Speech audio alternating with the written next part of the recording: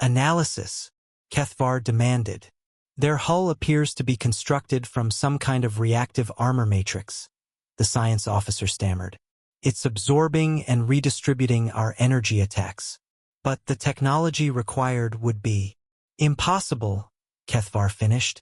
Nothing that primitive could. The human ship moved, not with the smooth acceleration of gravitic drives, but with sudden, violent thrust that spoke of raw mechanical power. It closed the distance to the nearest Vexhai cruiser in seconds, rotating to bring its main guns to bear. The battleship fired. The sound didn't carry through vacuum, but somehow Kethvar felt the thunder in his bones. Massive kinetic rounds, simple metal slugs accelerated to significant fractions of light speed, punched through the crystal ship's hull like it was made of glass. The cruiser exploded in a shower of prismatic shards. Impossible! Kethvar shrieked. How are they moving so fast without inertial dampeners? The acceleration should crush their crew. The Defiance was already targeting its second victim, maneuvering with impossible precision. Another thunderous salvo, another dead crystal ship. Sir, his communications officer whispered, I'm detecting something. The human vessel. It's not manned. What? No life signs. No biological components at all. It's completely automated. A chill ran down Kethvar's spine. An unmanned warship meant no concern for crew survival, no need for life support, no limitations imposed by fragile organic beings. The humans had built a pure weapon, a machine designed solely to kill. The Defiance rotated toward the flagship, its massive guns tracking with mechanical precision. Captain Morrison's voice crackled over the comm once more. We tried to warn you. Humans don't just build ships, we build ghosts.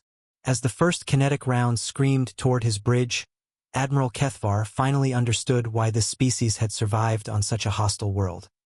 They didn't just wage war, they perfected it. Back on the bridge, Commander Zythak was growing irritated.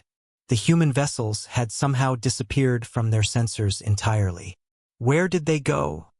He demanded, his tail lashing against the deck. Unknown, sir. Our scans show empty space where their ships were detected. What they couldn't detect were the thousands of microscopic breach pods that had already attached to their hull like metallic parasites. Each pod contained a squad of compressed human soldiers, ready to infiltrate every critical system aboard the ship. The first sign of trouble came when the artificial gravity fluctuated. Then the life support systems began cycling erratically. Commander Zythak's confidence wavered as his technicians reported impossible readings. Critical failures occurring simultaneously throughout the ship with no apparent cause.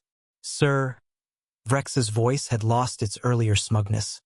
The humans, they're inside our ship. Impossible.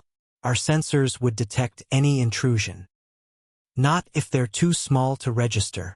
The terrible realization dawned on Zythak as his bridge systems began failing one by one. The humans hadn't sent children to fight, they had revolutionized warfare itself.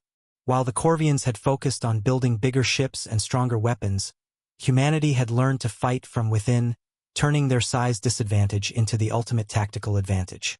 As the flagship's main power core began overloading, Zythak understood that his empire's reign of terror was ending not with a massive battle, but with an enemy so small they had been invisible until it was too late. The last thing he heard before the ship went dark was the sound of tiny explosions echoing through the ventilation shafts. Humanity's tiny army, systematically dismantling the pride of the Corvian fleet from the inside out.